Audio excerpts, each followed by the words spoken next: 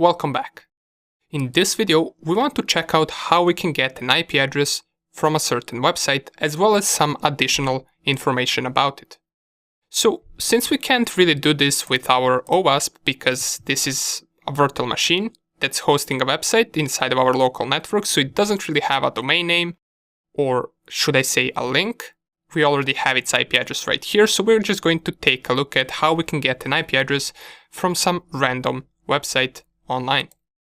To do that, let's first open up our terminal, and there are a couple commands that you will use a lot.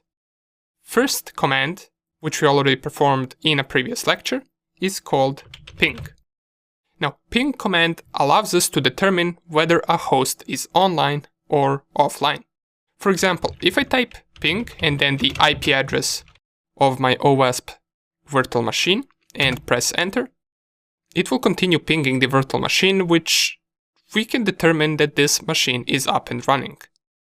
Now to stop this, let's press Ctrl C, and besides using ping and then the IP address, we can also use ping with a website name. For example, we can type ping google.com and it will perform the same thing. And as we can see, we're also getting the response from google.com, and in the brackets, we're also getting an IP address. So with this command, we did manage to get an IP address of google.com. Now, one thing to take in is that this command, or the ping command, doesn't necessarily always tell us the truth.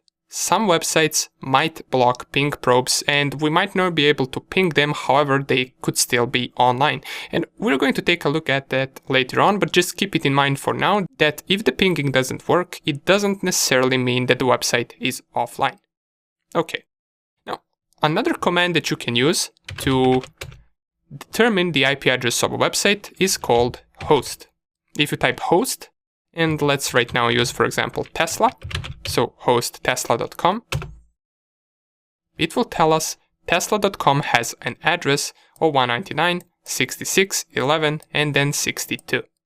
It also gives us some additional information such as tesla.com mail is handled by this.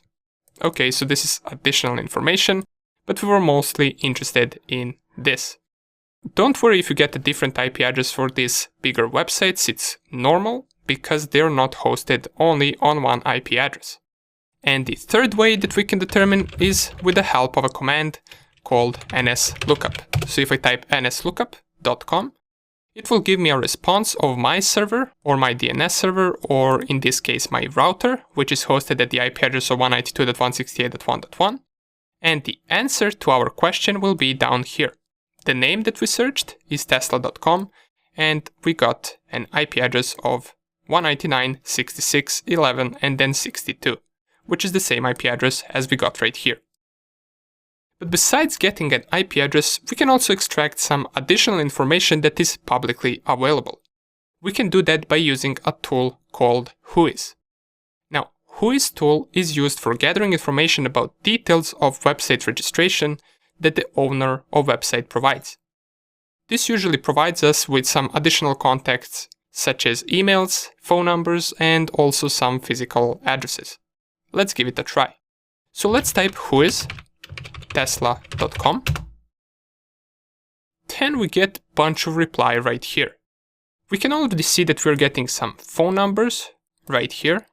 If we scroll a little bit up, we're getting name servers, we're getting some postal codes, street, city, basically the physical address, including some phone numbers as well.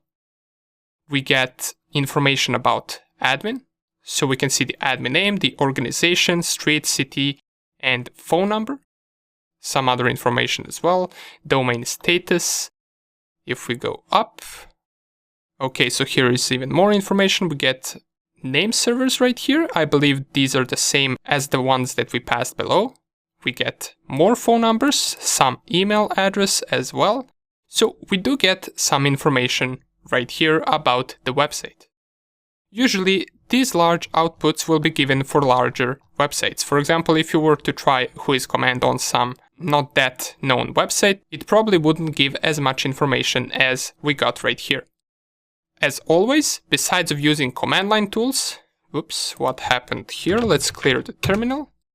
And Besides using the command line tools that we will always use, you can also take a look at some website that will also give you information about a different website. That is also called passive information gathering. Why passive? Once we pinged our website and we used host and NSLookup and whois from our command line, we performed active information gathering because we pretty much interacted with the website the whole time.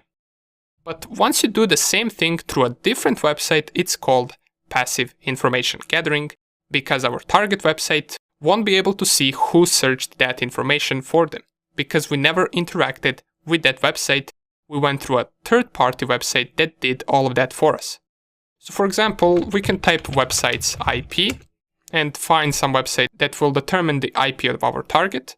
Let's visit this first one, which is at link site24x7.com.